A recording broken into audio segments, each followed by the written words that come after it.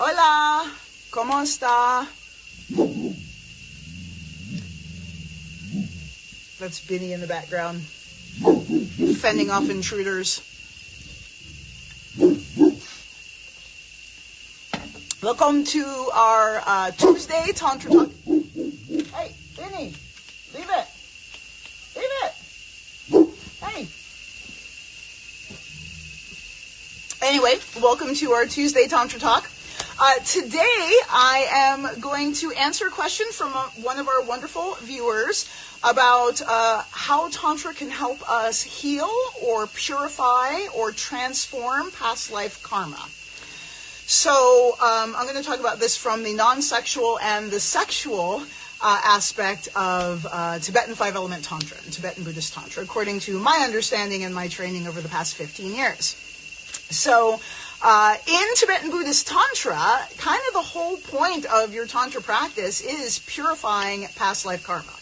So as you build your capacity to rest in present relaxed awareness with focus and practice your deity yoga practice, your energy body yoga practice, and then dedicate that merit to the benefit and welfare of all sentient beings, through that practice, through that process, you are purifying negative karma from previous lifetimes, just as kind of built into the whole program, along with keeping good samaya with your lama and your sangha, honoring your vows and your commitments if you've taken refuge, and just being an integrous, ethical human being. That is part of how we purify karma, negative karma, the accumulation of negative karma from previous lifetimes, is through our Tantra Dharma practice, being in alignment, following the structure that our lama, our teachers, give to us, being good little students,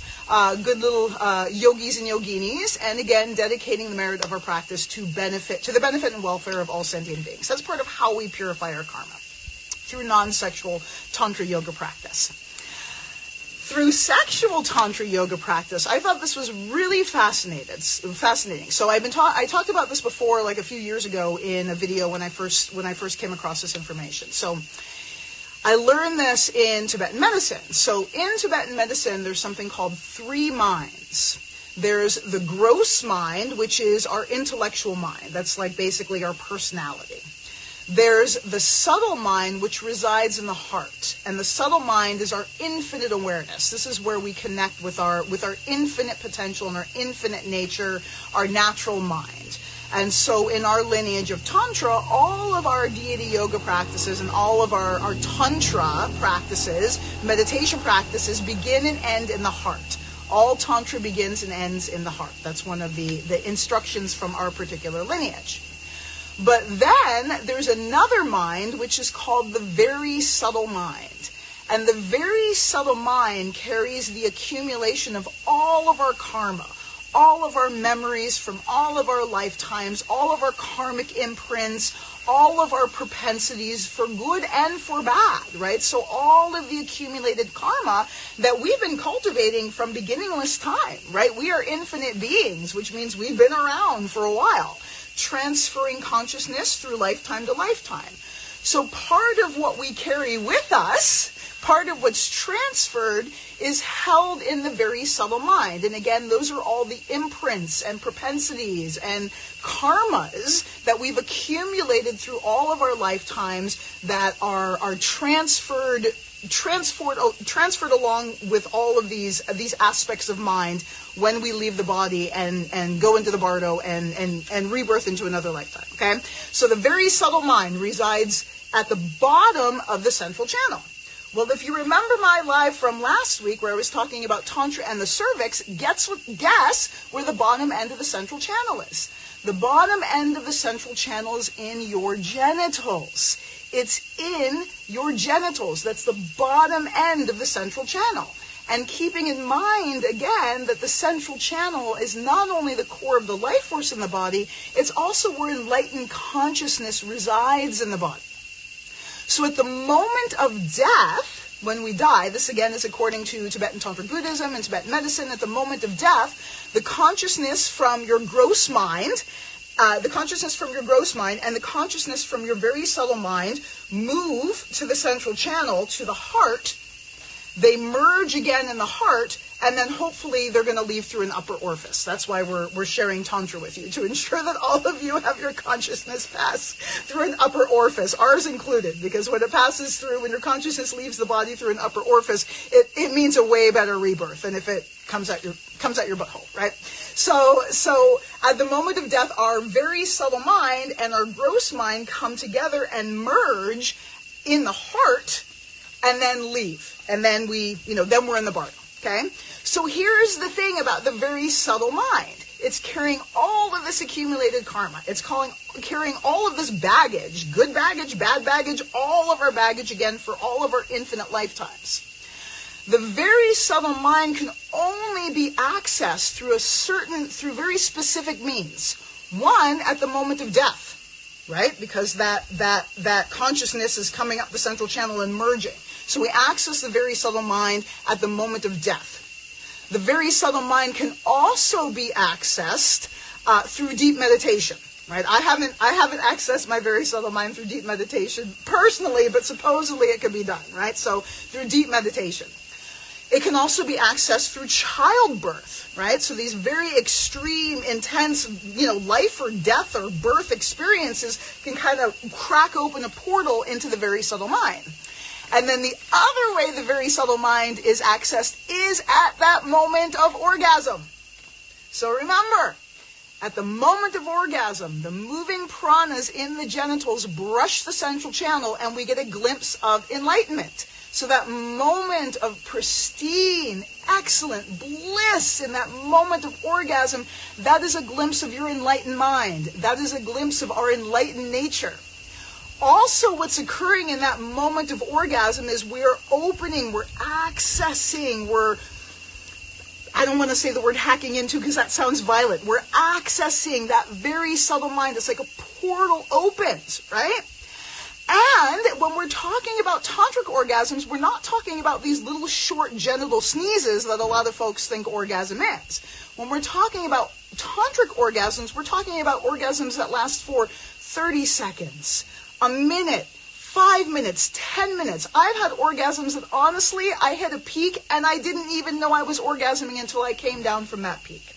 Extended, expansive orgasms where you're literally resting in bliss, resting in voidness, resting in conscious awareness of bliss. That is your potential when we're talking tantric orgasms. So, when that very subtle mind is accessed via tantric orgasms and we have an opportunity to actually rest and be present and kind of examine this space and investigate this space, this is where we can begin purifying intentionally previous past life karmas. We can begin purifying our ancestral traumas. We can begin purifying our accumulated poisons and our accumulated traumas through the bliss and pleasure of orgasm. This is the whole reason for sexual tantra. This is the whole reason sexual tantra is a thing, is because our sexual power, our sexual pleasure, our sexual potency is a powerful, potent tool to rewiring our entire energy body, rewiring our brain, and being able to access our very subtle mind and purify our karmas, our accumulated karmas as well. If we are able to not just kind of poke a hole in that space with this little tiny glimpse, if we're able to open that portal and rest there and explore that orgasmic space. And I've had experiences where I'm literally like, I feel like I'm flying, and I have these previous, something that happened when I was a child, or, when I first started practicing Tantra, all of my childhood sexual abuse came up to be purified. So, I have this simultaneous experience of resting in orgasmic bliss while reliving the memory and the experience of being sexually traumatized as a child. And so it was this incredible experience of non-dualism, of literally experiencing my greatest bliss at the same time as experiencing my greatest pain and my greatest suffering, both at the same time. right? That is our potential for sexual tantra.